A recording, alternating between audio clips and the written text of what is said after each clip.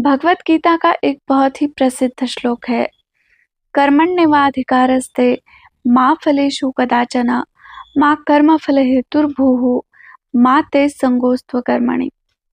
श्री कृष्ण अर्जुन से कह रहे हैं, तुम्हें अपना कर्म करने का अधिकार है, किंतु अपने कर्म फलों के तुम अधिकारी नहीं हो। तुम ना तो कभी अपने आप को अपने कर्म फलों का कारण मानो और ना ही कभी कर्म ना करने में आसक्त रहो।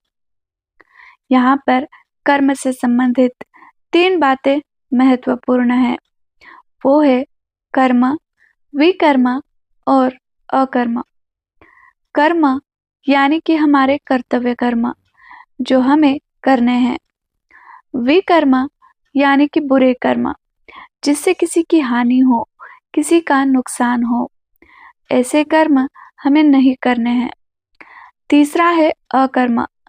अकर्म यानी कि कर्म ना करना। तो यहाँ पर श्री कृष्ण अर्जुन को समझा रहे हैं कि हे अर्जुन, तुम्हें अपने कर्म करने हैं। और कौन से कर्म करने हैं? तुम्हें अपने कर्तव्य कर्म करने हैं। तुम्हें वो नहीं करना है जो तुम चाहते हो, बल्कि तुम्हें वो करना है जो तुम्हारा कर्तव्य है। यहाँ पर अर्जुन तो चाहता है कि वो युद्ध ना करे, क्योंकि अर्जुन जिन लोगों के साथ युद्ध करने जा रहा है वो लोग उसके अपने हैं, उसके आप्तेष्ट है, परिवारजन है, गुरु बंधु है। और इन सारे लोगों के साथ अर्जुन युद्ध नहीं करना चाहता, क्योंकि अगर अपने ही लोगों को मारकर उसे स्वर्ग मिल जाता है और राज्य भी मिल जाता है, तो ऐसे स्वर्ग और राज्य की उसे कामना नहीं है। इसलिए अर्जुन तो चाहता है कि वो युद्ध ना करे। और इसीलिए श्री कृष्ण अर्जुन को समझा रहे हैं कि हे अर्जुन, तुम्हें वो नहीं करना है जो तुम चाहते हो, बल्कि तुम्हें वो करना है जो तुम्हारा कर्तव्य है।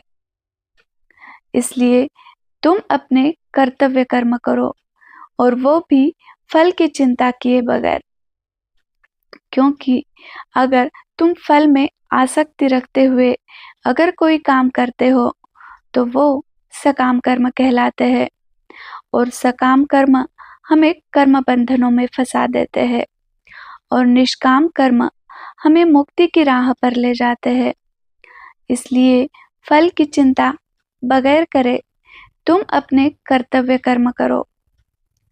तुम कभी भी अपने आप को अपने कर्म फलों का कारण मत मानो, क्योंकि अगर हम स्वयं को अपने कर्म फलों का कारण मानते हैं, तो अगर हमें अपने कर्मों का फल अच्छा मिलता है तो हम सुखी होते हैं, और अगर हमें अपने कर्मों का फल बुरा मिलता है तो हम दुखी होते हैं।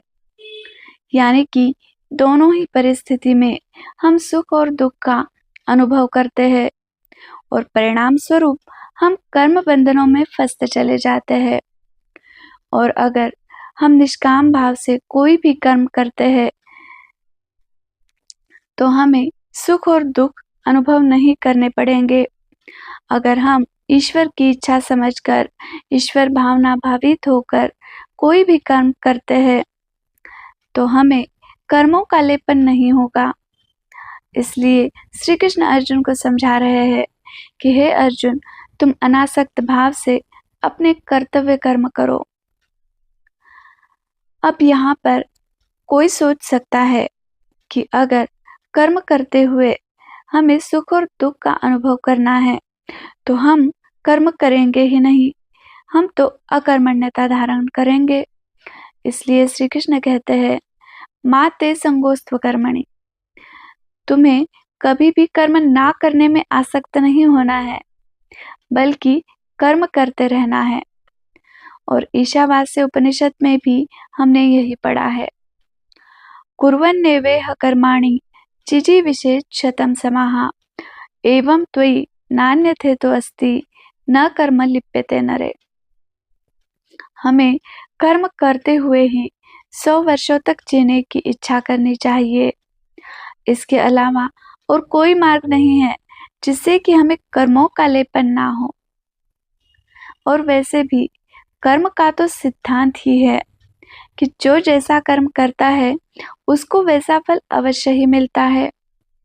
मान लीजिए कि आपने बहुत अच्छे से पढ़ाई कर ली और आपने एग्जाम पेपर बहुत अच्छे से लिखा, तो आपको उतने मार्क्स अवश्य ही मिल जाएंगे जितना आपने लिखा है। इसलिए कर्म की चिंता करे बगैर हमें अपने कर्तव्य कर्म करते रहना चाहिए। तो दोस्तों, ये थी आज की वीडियो। आशा करती हूँ आपको पसंद आई होगी, और अगर वीडियो अच्छी लगी है तो वीडियो को लाइक और शेयर ज़रूर करें। साथ ही अगर आपने अभी तक चैनल को सब्सक्राइब नहीं किया है तो चैनल को सब्सक्राइब ज़रूर करें। मिलते हैं ऐसी ही एक और वीडियो के साथ। तब तक के लिए जय श्री कृष्ण।